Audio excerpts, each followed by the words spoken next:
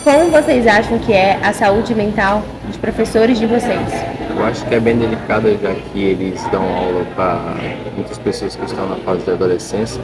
Quando eles entram em contato com esses alunos, a maioria desses alunos que estão na fase de adolescência pode estar passando por problemas em casa, psicológico, e acaba não se entendendo com o professor em sala de aula. Eu acredito que não seja tão boa, porque é um trabalho muito complicado, né? Eles têm que lidar com muitas pessoas no seu dia a dia. Nem sempre a aula sai como planejado, alguns alunos não têm respeito pelos professores, que acaba dificultando a aula. Eu acho que no momento não está muito boa, né? Eles lidam com muita coisa, estresse, e acaba que isso nos afeta, porque o que eles nos ensinam nos afeta, então tem um impacto na nossa vida. Então acho que eles têm que estar bem para poder cuidar da gente e nos ensinar. Eu já presenciei professores tendo ataque de pânico, ataque de ansiedade dentro da sala de aula por conta de muitos alunos. Então acredito que trabalhar com tanta gente não ajuda a saúde mental deles, é o que eu acredito. Um bom exemplo disso é que os alunos não conseguem ter um senso de rebeldia muito grande. Por exemplo, eles não conseguem acatar ordens ou até mesmo pedidos. Eles sempre colocam a sua opinião e os seus quereres acima dos outros. Por isso causa muitas intrigas. Por exemplo, tem um pessoalzinho na minha sala que sem uma pessoazinha, ele gosta de discutir com o seu carro. Se ele está certo, empate. Entretanto, nós, como alunos, temos uma autoridade inferior aos professores, que querendo ou não, mesmo estando errados, precisam ter respeito. O que é saúde mental? Saúde mental, segundo a Organização Mundial da Saúde, é um bem-estar, né, físico, mental, social e espiritual, e que faz com que nós tenhamos condições de desenvolver o nosso dia a dia de forma assertiva, suprindo as nossas necessidades, além das necessidades sociais. Existem problemas mentais mais comuns com os profissionais da educação? Falando sobre as literaturas e falando também um pouco sobre a experiência no consultório, nos atendimentos clínicos, a gente tem percebido que há um aumento significativo do transtorno de ansiedade. Lembrando aí que o transtorno de ansiedade ele pode também estar dentro de outros transtornos, como a depressão, a síndrome de burnout e demais transtornos.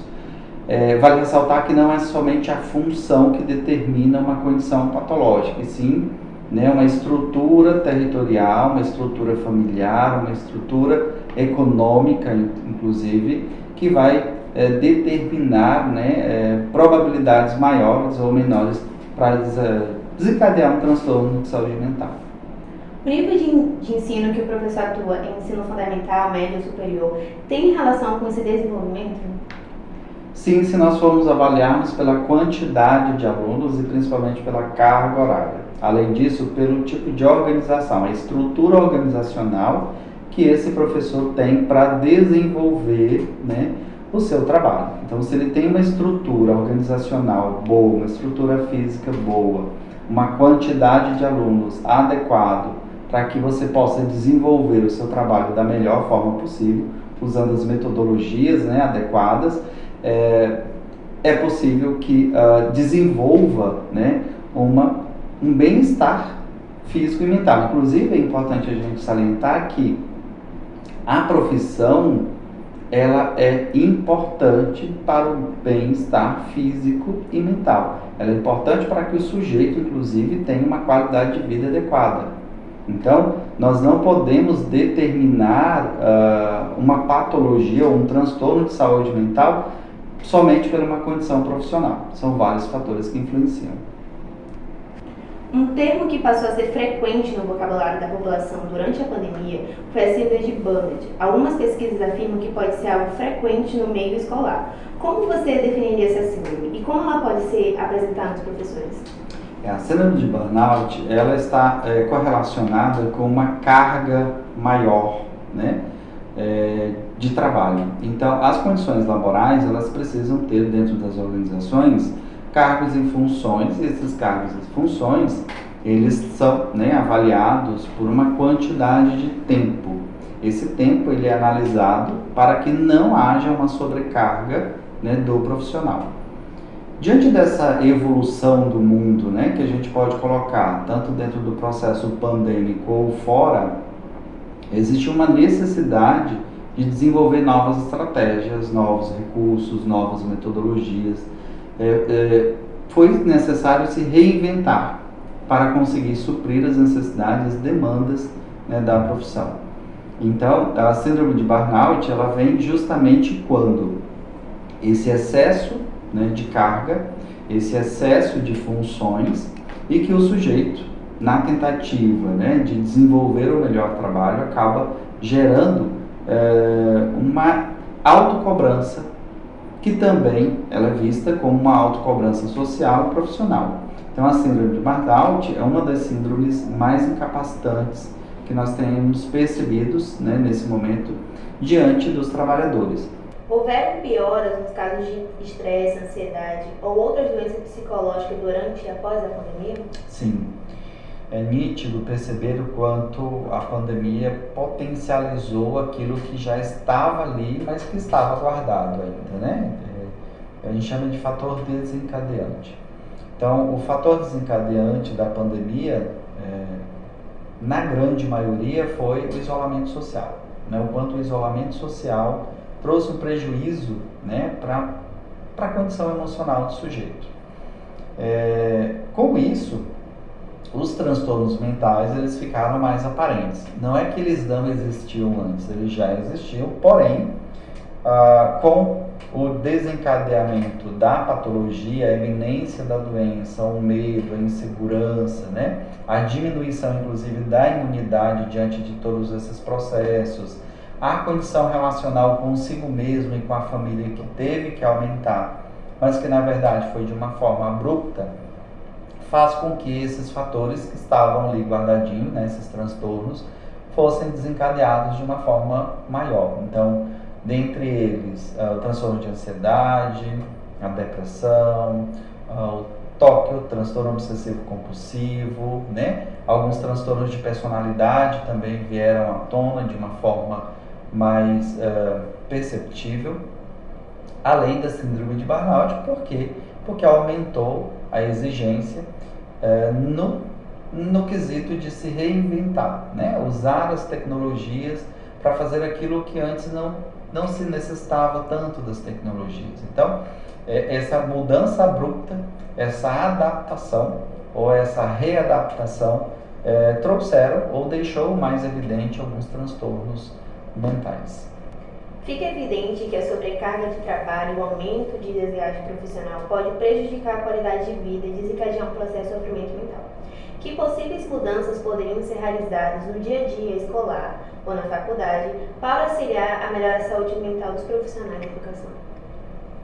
Sim, a qualidade de vida ela nos traz, né, à luz da ciência, 4 pilares essenciais, né? Então, o bio, né, a condição física. Então, precisamos avaliar aí desde a condição de uma estrutura adequada para que esse aluno e para que esse professor esteja, né, ali, uma alimentação adequada, suprindo as necessidades, enfim, toda uma estrutura física que dê suporte à condição física do sujeito. A mental, psicológica, que são as emoções, sentimentos, as relações, né, profissionais, em relação também à condição professor-aluno e vice-versa. As relações familiares, a importância da família, né, participar na educação, participar na estrutura educacional também é muito importante. Também vamos ter o pilar espiritual. Então, quando eu falo espiritual, eu falo a importância da fé, né? Aquilo que eu acredito, aquilo que eu pratico a partir do momento que eu acredito. E o social, que são as relações interpessoais, que é a condição profissional, que é a condição educacional e relacional familiar. Então, o biopsicossocial espiritual, ela precisa ser suprida para que nós tenhamos uma qualidade de vida adequada. E essa qualidade de vida, ela irá impactar, inclusive, no processo de ensino-aprendizagem. O sujeito que tem uma qualidade de vida melhor, ele tem uma capacidade de aprendizagem melhor. Também é importante ressaltar que o professor que tem uma qualidade de vida boa, suficiente, ele tem a capacidade de transmitir o conhecimento de uma forma mais adequada. De que maneira os professores podem tentar se manterem mentalmente saudáveis, mesmo em meio ao caos da sua profissão? É uma questão difícil, porque assim, cada ser humano tem sua necessidade, né? Então, dar uma receitinha aqui seria muito fácil, mas não seria aplicada a todos. Então é importante que o sujeito ele tenha conhecimento de si mesmo, ele conheça a si mesmo, ele entenda o que supra a sua necessidade, o que supra a sua necessidade, o que precisa melhorar, quais são os pontos que precisam melhorar, quais são os pontos que já são assertivos, precisa manter. É importante que o sujeito busque ajuda. Eu sempre digo que quando o sujeito me procura, por exemplo, no consultório, ele não está procurando a mim, ele está procurando a si mesmo. Então, o quanto é importante buscar a si mesmo, entender. Porque muitas vezes nós estamos dentro de um processo que não supre a nossa necessidade, mas que nós acreditamos que supre. Então, o que pode, né, melhorar a qualidade de vida, não só profissional, mas também no ensino-aprendizagem? Melhorando as relações, melhorando a qualidade de vida, não só profissional, mas também pessoal, melhorando o convívio com a família, as relações sociais de forma assertiva, diminuir, por exemplo, a ingesta de alimentos que são prejudiciais à saúde, diminuir a ingesta de drogas lícitas e ilícitas. Então, seria, na verdade, dos 100%, então, se é 4 pilares, né, para ter qualidade de vida, se são 4, nós precisaríamos ali numa conta básica ter 25% de cada um. Então, se eu conseguir fazer com que esse cálculo, né, esses 4 pilares estejam equilibrados, muito provavelmente o sujeito terá uma qualidade de vida melhor e assim ele irá impactar de forma positiva e não negativa. E dessa forma, ele vai ter menos transtornos mentais e também fará com que as pessoas que estão ligadas a ele terão ou poderá ter uma segurança maior, né? Também diminuindo o impacto de algum transtorno mental. Como você lida com o desgaste mental gerado pelo ambiente escolar? Nesse caso, tranquilo. Para mim fica tranquilo essa questão do desgaste. A questão da repetição, cumprimento de horário, né? Entra e sai, turmas diferentes. Eu acho que eu já me acostumei. É difícil. A gente tem que lidar com isso, acho que fora do ambiente escolar. Eu, por exemplo, eu tenho hobbies, né?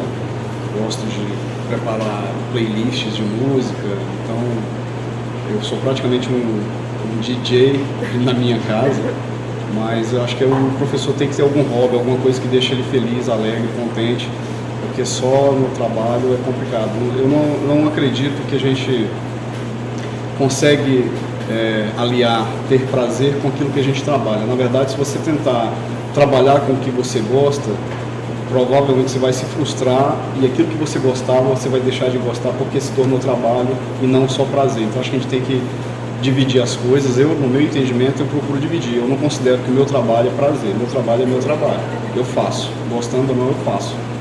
Porque se eu criar a expectativa de que eu vou ter prazer trabalhando, eu posso me frustrar e isso vai me prejudicar. Então, eu sei separar. Trabalho é uma coisa, prazer é outra coisa.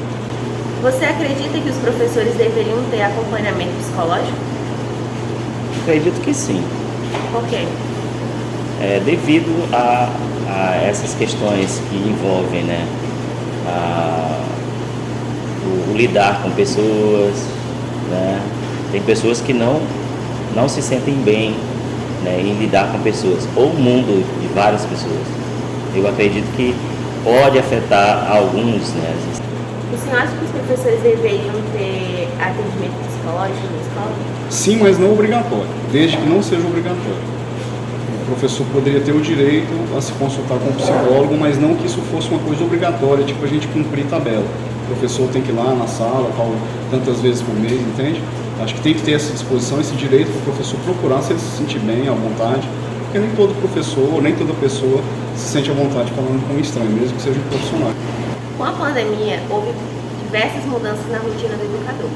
Como você acha que isso contribuiu para o esgotamento mental do professor Davi? No momento, né, no início, eu acredito que foi uma mudança assim, que afetou vários professores. Né? Na verdade, a questão da mudança, o meio como dar aula, né? Aqueles que nunca tinham feito isso, com certeza sentiu bastante. No meu caso, eu vi como uma coisa nova, né, um aprendizado, e incluí isso na minha rotina. E hoje em dia, inclusive, eu agradeço muitas coisas que eu aprendi durante a pandemia e eu utilizo hoje nas minhas aulas. Olha, para falar a verdade, o esgotamento mental veio mais dos julgamentos comigo, né? Falando da minha parte.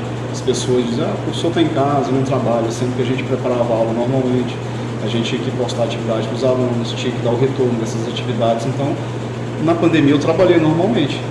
E não é que eu me desgastei mais, não vou dizer que eu achei ruim trabalhar em casa. É ótimo trabalhar em casa, né? Como eu falei para você, o que desgasta mais é a disciplina da sala de aula. Então, se eu estou em casa, é muito melhor. Na lida com os alunos. Isso, na lida com os alunos. Às vezes você está na roda de amigos, na sua família, e alguém sempre fala, o professor está tendo vida boa, está ganhando sem trabalhar. Então, isso incomoda, é chato. Eu prefiro desvalorizando. A dinâmica da sala de aula mudou muito após a pandemia. Sim. As pessoas estão mais sensíveis? Eu não sei se mudou muito ou expôs o problema. Tipo, eu imagino que a pandemia funcionou como uma lente de aumento, onde já existiu o problema, mas deu pra gente ver melhor, porque a sensibilidade, eu não acho que foi da pandemia, já há uma sensibilidade das pessoas de algum tempo. E eu acho que isso está piorando, porque se você imaginar que antigamente uma família tinha 10, 12 filhos, e hoje é 1, 2, os pais estão muito mais cuidadosos com seus filhos, né? Muito mais preocupados. E uma árvore que só tem sombra, ela nasce mais fraca. A gente precisa pegar um sol de vez em quando. Né? Um lutador de boxe, quando vai treinar para uma luta, ele não chega lá e pede para o outro ficar alisando o rosto dele. Tem que dar porrada. Então, eu acho que essa geração mais nova está precisando de umas porradas de vez em quando. Não no sentido de apanhar, tá? Mas assim, não só carinho, só direito, mas olha, cobrança, responsabilidade. A dinâmica da sala de aula mudou muito após a pandemia. As pessoas estão mais sensíveis, a tecnologia se faz mais presente atualmente? Sim, inclusive comigo. Não me aparto do meu notebook. A gente pode ver na sala de aula que você faz chamada pelo notebook, pelo celular. Tudo isso eu faço online, tudo isso eu utilizo as ferramentas que nós temos à nossa disposição agora. Depois da pandemia, nós alunos percebemos assim que tudo nos estressa mais, entende? A gente não tem mais paciência. Quando o professor chega, eu falo, o senhor pode subir tempo, já não dá tempo nem para pensar. Você acha tipo assim, que os alunos estão mais, vamos dizer, chatos, mais estressados até com os professores, assim, após a pandemia? Eu acho que não veio só com a pandemia. É a utilização das redes sociais, né? A inclusão das mídias, na verdade, a inclusão das mídias no dia a dia. Aí faz com que o tempo fica curto, né? E a nossa vida fica um pouco mais acelerada. Então, para os novos, para os adolescentes hoje, muitas vezes fica difícil de comparar ou igualar esse termo aí, né? Tecnologia, utilizar as tecnologias e ao mesmo tempo estudar. Muitos não sabem lidar com isso. Segundo pesquisas, mais de 20% dos educadores se afastam do seu ofício devido aos problemas emocionais.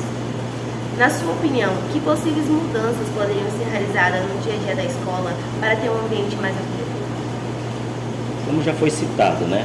Profissionais que vão lidar com essas situações e aí então possam orientar e melhorar o dia a dia dessas pessoas. Eu acho que passa pela valorização do profissional, não só no salário, que deve ser um salário melhor, para ele não precisar pegar tantas turmas, né? Porque tem professor que trabalha de manhã, de tarde e de noite para ter um salário digno. Então eu acho que tem que ter uma melhoria salarial para que o professor possa se dedicar a menos turmas, porque com menos turmas a gente pode preparar melhor as aulas, tem mais tempo para corrigir, a gente pode dar mais qualidade ao nosso trabalho. Então acho que é um salário melhor para que a gente não precise pegar tantas turmas para trabalhar.